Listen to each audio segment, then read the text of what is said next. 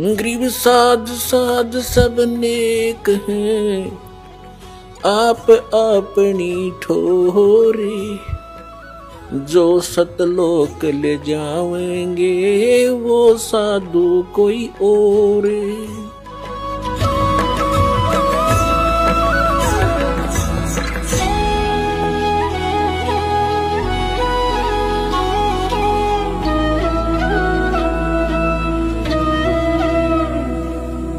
अब जैसे इसने युद्ध कराने के लिए अर्जुन से कहा दूसरे अध्याय के 37 और 38 श्लोक में कि अर्जुन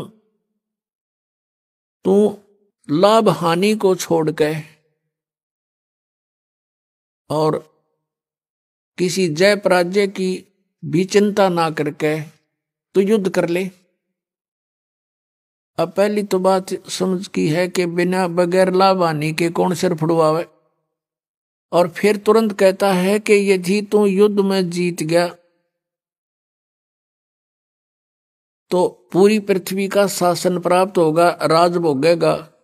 और यदि तू युद्ध में मारा गया तो स्वर्ग में जाएगा, तेरे दोनों हाथों में लड्डू हैं, युद्ध कर ले। बता इसका कोई थ्योरी है? पहले मैं तो कह रहा है कि लाभ और हानि छोड़ कर युद्ध कर ले, हार जीत की भी चिंता ना करे। और तुरंत लाभ हानि बता रहा है कि यदि मारा गया तो स्वर्ग में जाएगा और जीत गया तो पृथ्वी का शासन भोगेगा। बता आप पे लाभ हानि बता रहा है, फिर क्या लाभ हानि मत सोचे। तो ये इसकी अटकलबाजी जो इस तरह की बकवाद इस काल ने युद्ध कराने के लिए की है कि किसी तरह यो नाश हो, वो करवा दिया इसने। फिर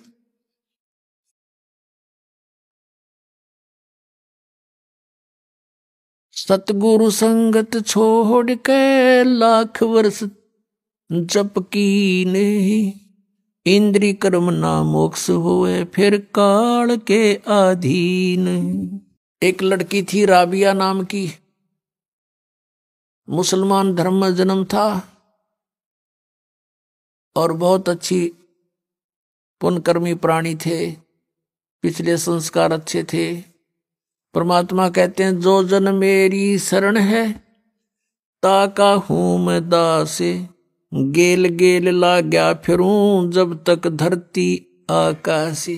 पुण्यात्मा आप कोई आम आत्मा नहीं हो, आप कभी ना कभी परमेश्वर कबीर जी के चरणों में रहे हो। इस जैसे आज से 600 वर्ष पहले सन 1398 से सन 1518 तक परमात्मा 120 वर्ष तक यहाँ पृथ्वी पर रहे, एज ए सतगुरु रूप में रहे।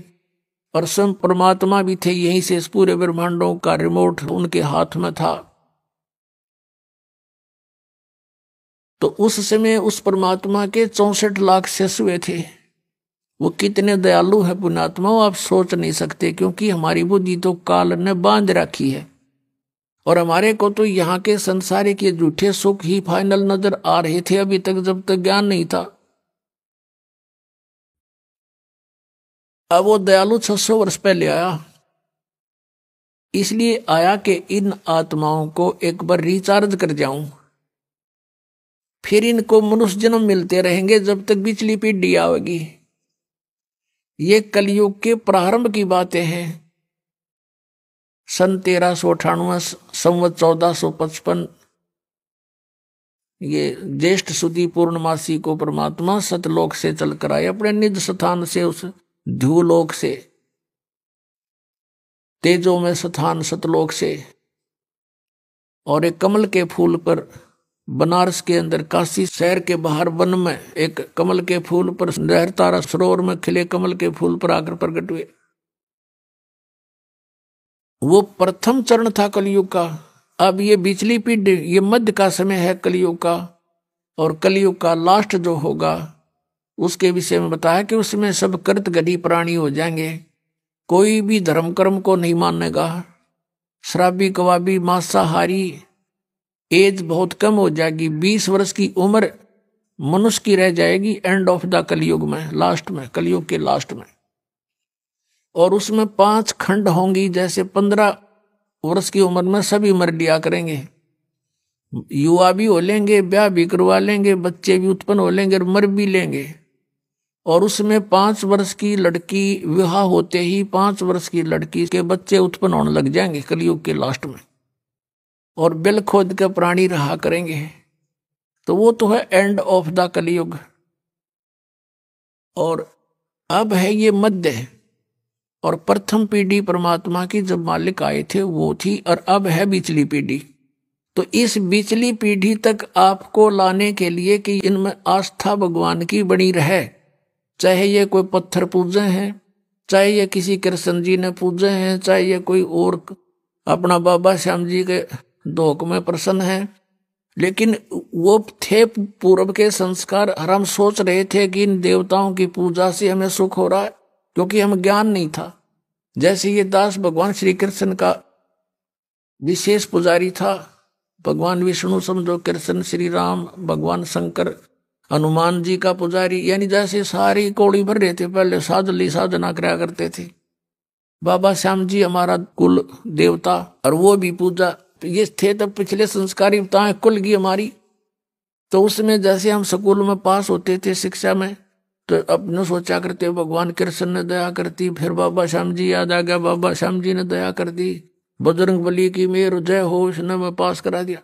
फिर विवाह हुआ, नौकरी प्राप्त हुई, संतान हुई, तो इन्होंने सोचा करते इन भगवान ठाठ कर दिए, और इनकी पूजा करते थे।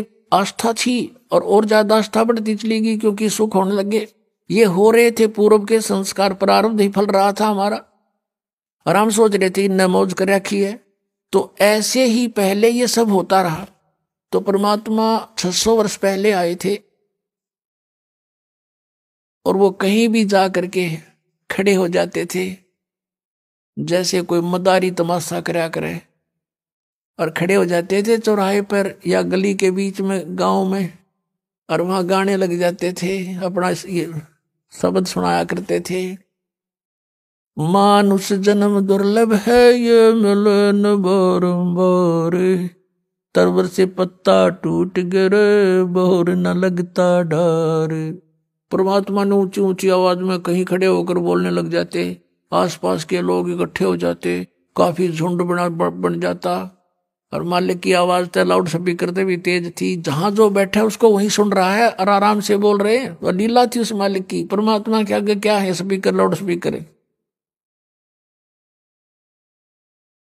तो ऐसे सैकड़ों की संख्या में भक्त वहां जमा हो जाते, फिर प्रार्थना करते, हे भगत जी आजाद और डट जाओ हमारे गांव में।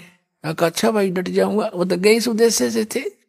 फिर अगले दिन फिर परमात्मा शाम ने भी सुनाते, दिन में वो अपना धंधा करे थे, शाम ने फिर कराएंगे भैया जी हो। ऐसे लाखों लोग हो गए थे भगवान के उस एक दिन में, सैकड़ों जगह प्रकट हो जाते हैं भगवान। जैसे आज तो ये टीवी हो गए, एक व्यक्ति बोलता करोड़ों टीवियों में जाकर वो सारा अपना ज्ञान दे सकता है। उस समय ये भी नहीं थे, और ये होते तो कबीर साहब ने बोलन कौन देता, जैसे इस दास के साथ हो रही। अब जिस पर भी हमारा ज्ञान चलता है, ये नकली संत जब बंद करवा देते, बंद करो बंद करो, ये तो झूठ बोल रहा है, निंदा करता है। तो परमात्मा ने दूसरा तरीका अपना लिया, उस टाइम चलने की जरूरत ना पड़ी। तो ऐसे, और फिर उनको सुख हुआ नाम लेते ही, केवल प्रथम मंत्र देते थे भगवान उस समय, और बीच के ओनली ये 5 नाम जो आपको प्रथम मंत्र में दिए जाते, ये थे वो 5 नाम जो राधा स्वामी वाले गाटा जोड़ रहे हैं। 5 नाम, वो पांच भी नाम वो भी कोई ना काल के 5 होते हैं। और इनसे लाभ होगा आपको यहाँ का भी, और यहाँ से हम चलेंगे, जैसे हमारे शरीर में चैनल बने हुए हैं, इनमें ये प्रधान बैठे हैं, इनके मालिक हैं ये, इनका अकाउंट क्लियर करके हम आगे जा सकते हैं त्रिकुटी पर। तो उस समय हमें ज्ञान आधार नहीं रहा, सुख गणे दिए परमात्मा ने, क्योंकि ये सुख सागर है प्रभु। इसकी शरण में आते ही किसी को प्रेतवादा थी, कोई देव रुष्ट था, या कोई शारीरिक कष्ट था, कोई सांसारिक बाधाएं थी, कोई कर्म ठीक नहीं हो रहे थे कार्य, वो सब ठीक होते चले गए। और ऐसे करिश्मे करे परमात्मा ने। उनके घरों में गरीब व्यक्ति थे, और धरते शाम ने 10 रुपये धर के सोते, तड़के 100 पाते उनके घर पे, और वो आकर बताते तो गुरु जी की कृपा से ऐसी रजा होगी। कोई नो कहना तुम रख के भूल गए हो गया, आप पे थर भूल लाग रही है, नो कदे हो आकर। तो वो जिसके बीते वो जाने, 100 रुपये कड़ब दर का बोलना समय था उस समय। तो अब भी ऐसी लीलाएं हो रही है। एक भक्त बता रहा था जी, मैं 1-1.5 वर्ष से कोशिश कर रहा था पुस्तक पढ़ के कि चालू नाम लूं, पर पैसे का अभाव था। तो वो कह रहा था कि ऐसे करते करते मैं घना दुखी हो गया, भगवान परमात्मा का इतना अमृत ज्ञान और मैं पहुंच नहीं पा रहा, रोने लग गया। एक दिन कहता 100-200 रुपये बैंक में पड़े थे, वो निकलवाने गया था, 6,000 रुपये बैंक में पाए। 6,000 रुपये मेरे अकाउंट में जमा हुए पाए। लेकर छक्कर हो गया, परमात्मा या दया भी बख्श दी। अगले दिन ट्रेन पकड़ दी, बहुत दूर रहने वाला था बच्चा। तो ऐसी ऐसी लीलातियां लाखों करेगा परमात्मा आपके लिए, लेकिन आप किसी और को बताओगे उनका झूठ बोल रहे हैं, क्योंकि उनके साथ कभी ऐसा हुआ नहीं। हुआ क्यों नहीं? क्योंकि उनके साथ उनको पावर का कनेक्शन मिला नहीं। मैनुअली जो कार्य होता है, पावर का काम उससे अलग होता है।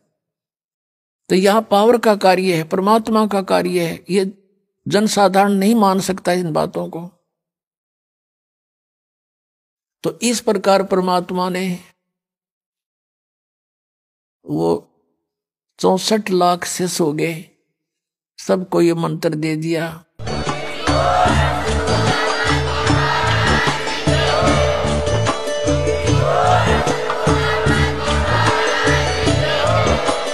आप सुन रहे थे जगत गुरु तत्वदर्शी संत रामपाल जी महाराज जी के मंगल प्रवचन। अधिक जानकारी के लिए विजिट कीजिए हमारी वेबसाइट www.jagatgururampalji.org। संत रामपाल जी महाराज जी के शुभ आशीर्वाद से पूरे विश्व भर में 500 से भी ज्यादा नाम दीक्षा केंद्र हैं, जिन पर संत रामपाल जी महाराज जी द्वारा ऑनलाइन निशुल्क नाम दीक्षा दी जा रही है। अपने नजदीकी नाम दीक्षा केंद्र का पता करने के लिए संपर्क करें 8222880541।